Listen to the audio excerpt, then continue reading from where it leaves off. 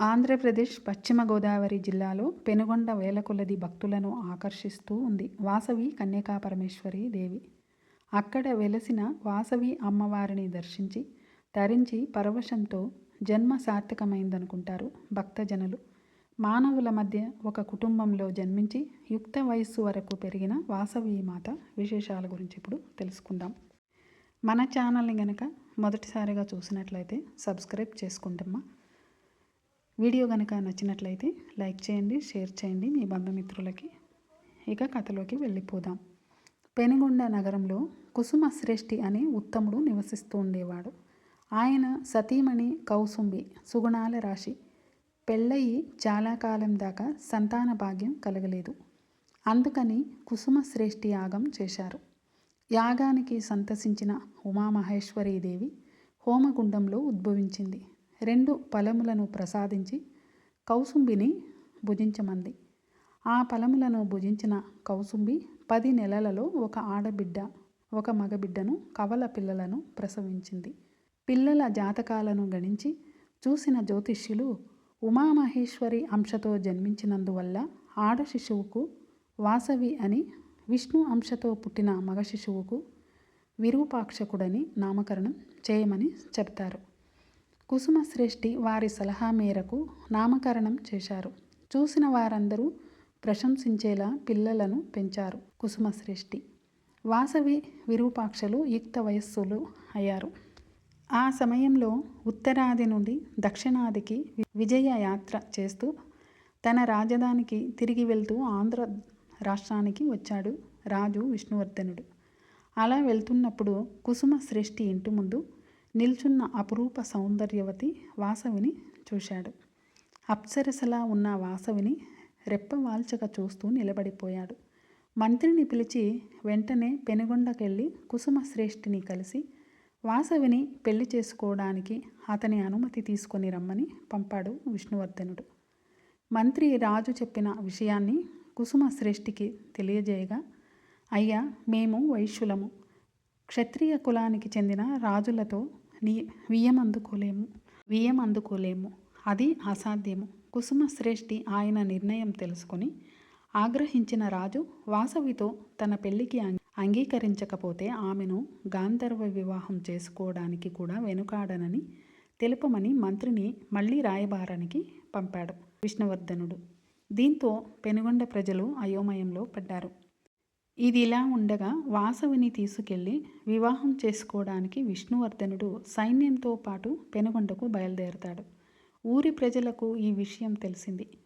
ఈ వివాహాన్ని అంగీకరించమని కుసుమ శ్రేష్ఠి అభిప్రాయంతో ఏకీభవించిన ప్రజలు ఈ వివాహం జరగకూడదంటే వాసవి అగ్నిప్రవేశం చేయాలని అన్నారు.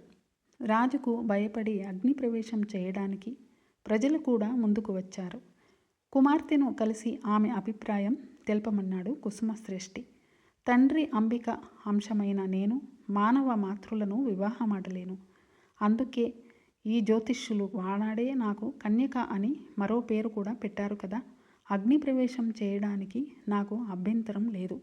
అలా చేసినా నాకేం కాదు, మీరు దిగులు చెందకండి అని వాసవి తండ్రికి పరమేశ్వరిలా దర్శనం ఇచ్చి, అందరూ ఒకేసారి అగ్ని ప్రవేశం చేయనక్కర్లేదు, ఒక్కో కుటుంబం నుండి ఒక్కొక్కరు చేస్తే చాలని అంది.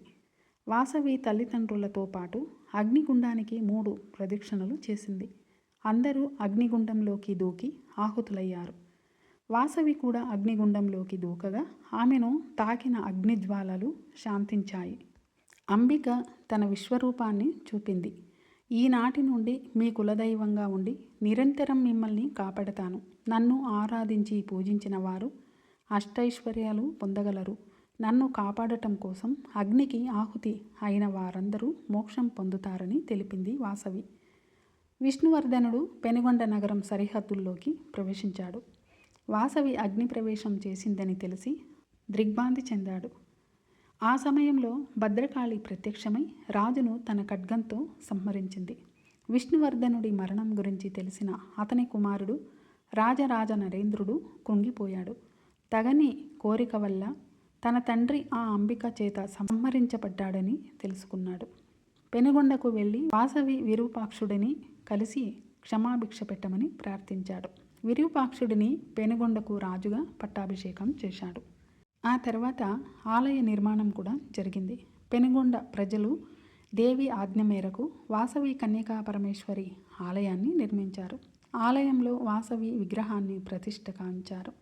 వాసవి ఆలయ గోపురం ఎంతో అందంగా కనిపిస్తుంది. ఎంతో గొప్ప గొప్ప శిల్పకళా చాతుర్యం చాటి చెప్పే అలాంటి గోపురం వేరెక్కడా చూడలేం. ఆలయం లోపలికి ప్రవేశించగానే ఇరువైపులా నందులు, ధ్వజస్తంభం, దాని ముందు నల్లరాతితో చెక్కిన నాగ విగ్రహం ప్రతిష్ఠించారు. విశాలమైన ప్రకారం ప్రదక్షిణలు చేసి వస్తే ముందు దర్శనమిచ్చేది వినాయకుడు. ఆ తర్వాత నవగ్రహాల సన్నిధి. ఆ తర్వాత తోరణ మండపం, వెనుక వైపు ద్వారం కనిపిస్తుంది. వెంకటేశ్వర స్వామికి ప్రత్యేకమైన సన్నిధి, చిన్న గోపురం ఉన్న ఆలయంలో వెంకటేశ్వర స్వామి విగ్రహం ప్రతిష్ఠ చేశారు. పుట్టలో ఉన్న శ్రీనివాసుడికి పాలాభిషేకం చేస్తున్న గోమాత విగ్రహం, తర్వాత ఆంజనేయ స్వామి విగ్రహం, ప్రధాన మండపంలో 3 గర్భగుడులు వరుసగా ఉన్నాయి. ఒక దాంట్లో ఈశ్వరుడు కొలువై ఉన్నాడు. ఎడమవైపు గర్భగుడిలో మహిషాసుర మర్దిని విగ్రహం దర్శించగలం. ఈశ్వరుడికి కుడివైపున వాసవీదేవి కొలువై ఉంది. ఒక చేత చిలుక, మరొక చేత వీణ, మరో 2 చేతులతో తామర పువ్వు, పాశము ఉన్నాయి. ఎంతో అందంగా అలంకరించిన ఆభరణాలతో వాసవి కోటి సూర్య ప్రకాశంతో జ్వలిస్తోంది. వైశ్యుల కులగౌరవం కాపాడటం కోసం అగ్ని ప్రవేశం చేసి ఆత్మత్యాగం చేసిన తల్లి ఆ వాసవీదేవి.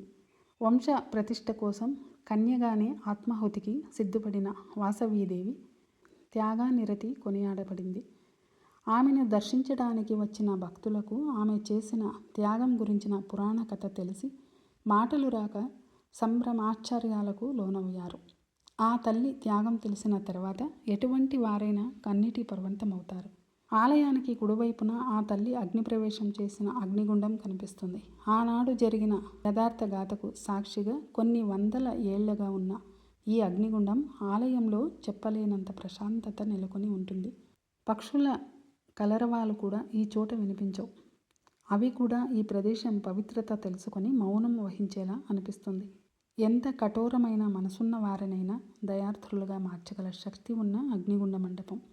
ఆలయం నుండి బయటికి వచ్చాక కూడా మన మనసుల్ని ఆ స్మృతులు వెన్నుతూనే ఉంటాయి. మామూలు స్థితికి రావడానికి కూడా కొంత సమయం పడుతుంది. కథ విన్నారు కదా. ఈ కథ కనుక మీకు నచ్చినట్లయితే ఒక లైక్ చేసుకోండి.